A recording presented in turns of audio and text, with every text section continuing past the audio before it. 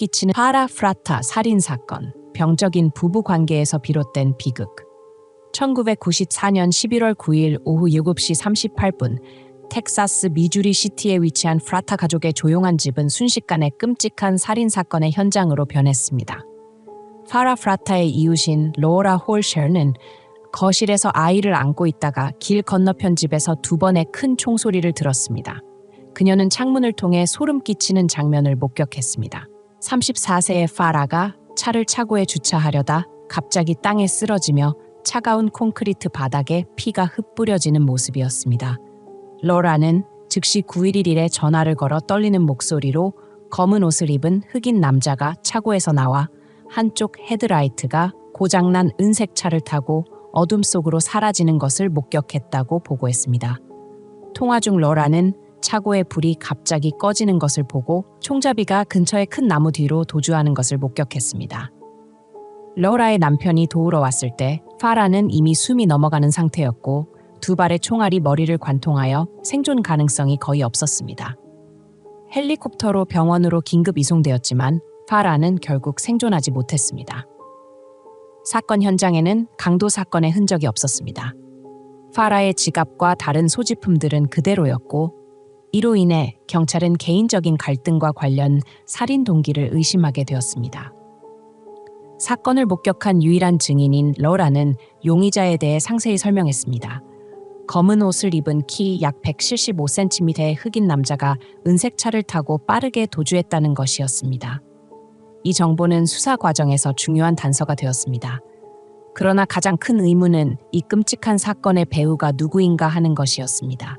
파라 프라타가 총격을 받고 죽은 지 1시간도 채 되지 않아 그녀의 남편인 로버트 프라타는 3명의 어린아이들과 함께 집으로 돌아왔습니다.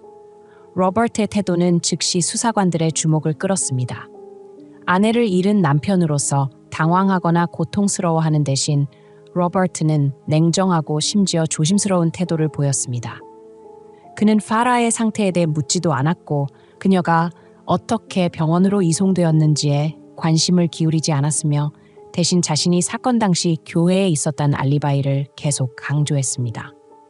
34세의 로버트 프라타는 텍사스 미주리 시티에서 경찰과 소방관으로 근무한 경험이 있었습니다. 경찰 경력은 그가 14시간 동안의 조사에서 의심스러울 정도로 침착하게 행동하는 데 도움을 주었습니다. 이후 검사 켈리 시글러는 이렇게 말했습니다. 경찰이 경찰을 조사할 때 상대방이 법을 이용해 자신에게 유리하게 사용하는 방법을 알고 있다는 것을 깨닫게 됩니다. 로버트는 평범한 용의자가 아니었고 그는 수사 절차와 민감한 질문을 피하는 방법을 잘 알고 있었습니다. 그러나 로버트의 냉정함은 여기서 멈추지 않았습니다. 사건의 동기에 대해 질문을 받았을 때 로버트는 아내의 적에 대한 어떤 가설도 제시하지 않았습니다. 대신 그는 경찰에게 아내의 생활 방식을 조사해 보라고 제안했습니다. 로버트는 파라가 자주 나이트클럽에 갔고 최근에 가슴 성형 수술을 받았다는 사실을 밝혔습니다. 이 정보는 겉보기에는 무해해 보였지만 두 부부 사이의 깊은 갈등과 불화를 드러내는 것이었습니다. 경찰은 로버트와 파라가 긴장된 이혼 절차 중이라는 사실을 빠르게 알아냈습니다. 파라는 이혼 소송을 제기하고 3명의 아이들에 대한 양육권과 주간 생활비를 요구했습니다. 한때 가족의 버팀목이었던 로버트는 아이들의 양육권을 잃고 매달 큰 금액을 지불해야 한다는 것에 위협을 느꼈습니다. 파라의 친구들은 로버트가 이기적이고 아내의 외모를 비난하며 심리적 학대를 일삼았다고 말했습니다. 파라는 이러한 비판 때문에 가슴 성형 수술을 받았고 더 이상 이 결혼 생활을 견딜 수 없다고 느꼈습니다. 사건 이후 로버트의 언론 태도는 경찰의 의심을 더욱 부채질했습니다. 그는 슬퍼하는 대신 계속해서 자신의 알리바이를 강조하며 아내의 죽음과 무관하다는 것을 증명하려고 했습니다. 그러나 현장의 단서와 증인들의 진술은 점점 더 어두운 진실을 드러내기 시작했습니다. 로버트가 이 사건의 배후일 가능성이 있었습니다. 경찰은 로버트의 삶을 더 깊이 조사하기 시작했습니다. 그들은 로버트가 지역 체육관에서 이혼 문제에 대해 불평하는 것을 발견했습니다. 로버트는 많은 사람들에게 자신이 모든 것을 잃을까봐 두렵고 아이들 양육비를 지불해야 한다는 것에 대해 두려워한다고 말했습니다. 심지어 누군가는 로버트가 아내를 대신해 죽일 사람이 있는지 물어봤다는 사실을 폭로했습니다. 로버트와 파라 프라타의 결혼은 한때 아름다운 사랑 이야기로 여겨졌지만 시간이 지나면서 독성과 증오, 심리적 폭력으로 가득 찬 관계로 변모했습니다. 아름답고 상냥한 여성인 파라는 로버트에게 첫 만남부터 매료되었습니다. 그들은 빠르게 결혼했고 3명의 아이를 가졌지만 행복은 오래가지 않았습니다. 이후 몇 년 동안 로버트는 점차 이적이고 독재적인 본성을 드러내며 아내의 외모를 비난했고 이로 인해 파라는 자신감을 잃고 불안에 빠졌습니다. 파라의 친구들은 그녀가 로버트의 끊임없는 비판 때문에 가슴 성형수술을 받았다고 말했습니다. 로버트는 파라가 충분히 매력적이지 않다고 남편을 붙잡아두기 위해 변화가 필요하다고 계속 상기시켰습니다. 이러한 말들은 파라의 자존심에 상처를 주었고 그녀를 점점 더 소심하고 폐쇄적으로 만들었습니다. 로버트는 아내의 외모를 비난하는 데 그치지 않고 그녀의 이동부터 아이들을 양육하는 방식까지 모든 측면을 통제했습니다. 로버트의 독재는 두 사람의 성생활에서도 드러났습니다. 파라는 친구들에게 로버트가 기이하고 심지어 괴상한 성적 취향을 가지고 있다고 털어놓았습니다. 그는 자주 스트립클럽에 갔고 파라가 함께 가기를 원했습니다. 그러나 파라는 혐오감을 느꼈고 더 이상 참을 수 없었습니다. 그녀는 한 친구에게 이렇게 말했습니다. 더 이상 할 수 없어. 매일 파괴당하는 기분이야. 이러한 갈등은 파라가 이혼을 결심하게 만들었습니다. 그녀는 이혼 소송을 제기하고 3명의 아이들에 대한 양육권과 주간 생활비를 요구했습니다. 로버트에게 이는 큰 충격이었습니다. 그는 아이들의 양육권을 잃을까봐 두려웠고 매달 큰 금액을 지불해야 한다는 것에 대해 걱정했습니다. 로버트의 친구들은 그가 이혼 문제에 대해 자주 불평하며 파라가 소송에서 승소하면 모든 것을 잃을 것이라고 말했다고 전했습니다. 이혼 과정에서 파라는 그들의 결혼 생활에 대한 많은 세부 사항을 폭로했고 여기에는 로버트의 기이한 성적 취향도 포함되었습니다. 이러한 정보는 로버트에게 위협과 수치심을 느끼게 했을 수 있습니다. 그는 자신의 어두운 비밀이 공개되는 것을 원하지 않았고 이는 그가 행동을 취하도록 자극했을 수 있습니다. 파라 프라타 살인 사건의 수사가 진행되면서 경찰은 로버트 프라타와 관련된 단서에 집중하기 시작했습니다. 친구들, 이웃들, 동료들의 진술은 점점 더 정교하고 계산된 살인 계획을 드러냈습니다. 한때 경찰이었던 로버트는 자신의 지식을 이용해 범죄를 은폐하려 했지만 작은 실수들이 그의 범죄 네트워크를 드러내기 시작했습니다. 이 네트워크의 주요 인물 중 하나는 메리 깁의 남자친구인 조세프 프리스타시였습니다. 조세프는 로버트가 처음 접촉한 사람이었습니다. 메리의 진술에 따르면 로버트는 지역 체육관에서 조세프를 만나 아내를 죽이는 대가로 $2,000와 지프차를 제안했습니다. 처음에 조세프는 거절했지만 이후 중간자 역할을 하며 다른 총잡이를 모집하는 데 동의했습니다.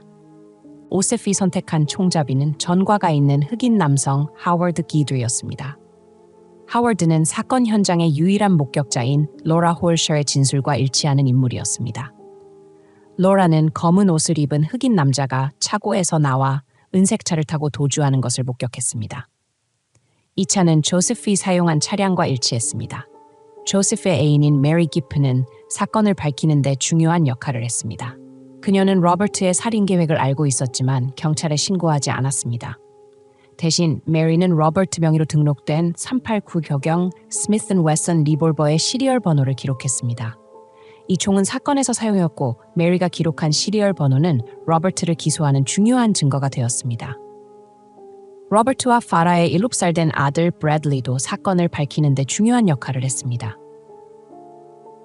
그 소녀는 아버지가 공중전화를 사용해 비밀리에 전화를 걸었다고 말했습니다. 이 전화는 메리 기프와 조세프 프리스타시와 연결되었고 이들은 살인 계획에 직접 관여한 인물들이었습니다. 브래들리는 로버트가 자신과 동생들을 식당에 두고 공중전화로 중요한 전화를 걸었던 순간들을 생생히 기억했습니다. 경찰이 더 깊이 조사하면서 로버트가 여러 사람에게 아내를 대신해 죽일 사람이 있는지 물어봤다는 사실을 발견했습니다. 일부는 로버트가 농담을 하는 것이라고 생각했지만 다른 이들은 그의 진짜 의도를 의심했습니다. 그러나 아무도 로버트가 실제로 행동에 옮길 것이라고는 생각하지 못했습니다. 이러한 단서들은 점점 더 어두운 진실을 드러냈습니다. 로버트는 독재적인 남편일 뿐만 아니라 냉혈한 살인자였습니다. 그는 자신의 지식과 경험을 이용해 아내를 죽이는 정교한 계획을 세웠지만 작은 실수들이 그의 범죄 네트워크를 드러내기 시작했습니다. 로버트 프라타의 재판은 끔찍한 살인사건 발생 약 17개월 후인 1996년 4월 9일에 열렸습니다. 법정은 사람들로 가득 찼고 긴장감이 감돌았습니다. 그러나 아무도 가장 중요한 증인이 로버트와 파라의 9살 된 아들 브래들리일 것이라고는 예상하지 못했습니다. 브래들리는 순진한 모습으로 증인석에 올라 자신의 진술이 아버지의 운명을 결정할 것이라는 것을 전혀 알지 못했습니다. 그 소녀는 아버지가 공중전화를 사용해 비밀리에 전화를 걸었던 순간들을 이야기했습니다. 브래들리는 아버지가 자신과 동생들을 식당에 두고 공중전화로 긴 전화를 걸었던 순간들을 생생히 기억했습니다. 이 전화들은 메리 깁와 조세프 프리스타쉬와 연결되었고 이들은 살인 계획에 직접 관여한 인물들이었습니다. 브래들리의 진술은 로버트의 범죄 퍼즐에서 중요한 조각이 되었습니다. 그 소녀는 아버지가 공중전화를 자주 사용했다는 사실을 확인했을 뿐만 아니라 아버지의 다른 이상한 행동들도 이야기했습니다. 브래들리는 사건이 발생한 날 밤 로버트가 교회에서 급히 나가며 불안해하는 모습을 기억했습니다. 이러한 세부 사항들은 다른 증인들의 진술과 일치했고 로버트의 연루에 대한 의심을 더욱 굳히는 데 도움을 주었습니다. 재판은 여러 날 동안 진행되었고 충격적인 진술과 반박할 수 없는 증거들이 제시되었습니다. 검찰은 로버트를 성적 변태자로 묘사하며 자신의 어두운 비밀이 공개되는 것을 원하지 않았다고 주장했습니다. 그들은 파라가 이혼 과정에서 그들의 추악하고 저속한 성생활을 폭로한 것이 로버트에게 위협으로 작용했고 그가 그녀를 처리해야 한다고 결심하게 만들었다고 주장했습니다. 1996년 4월 17일 약 2주간의 긴장된 재판 끝에 배심원단은 최종 판결을 내렸습니다. 로버트 프라타는 고의적 살인 혐의로 유죄 판결을 받고 사형 선고를 받았습니다. 재판은 끝났지만 사건의 악몽은 목격자들의 마음속에 남아 있었습니다. 파라의 가족에게는 정의가 실현된 순간이었지만 동시에 사랑하는 사람의 죽음에 대한 고통스러운 진실을 마주해야 하는 순간이기도 했습니다. 한때 경찰과 소방관이었던 로버트 프라타는 이제 사형수였습니다. 그는 아내를 주기 위해 사람을 고용한 것뿐만 아니라 범죄를 은폐하기 위해 정교한 계획을 세운 혐의로 기소되었습니다. 아들 브래들리의 진술부터 메리 깁가 기록한 총의 시리얼 번호까지 반박할 수 없는 증거들은 로버트에게 탈출구를 남기지 않았습니다. 그러나 로버트는 끝까지 자신의 무죄를 주장했습니다. 재판 과정에서 그는 계속해서 자신의 알리바이를 강조하며 배심원단에게 자신이 사건과 무관하다고 설득하려고 했습니다. 그러나 증인들의 진술과 물리적 증거들은 그의 주장을 약하게 만들었습니다. 유죄 판결을 받은 후 로버트는 사형이 집행될 때까지 교도소로 이송되었습니다.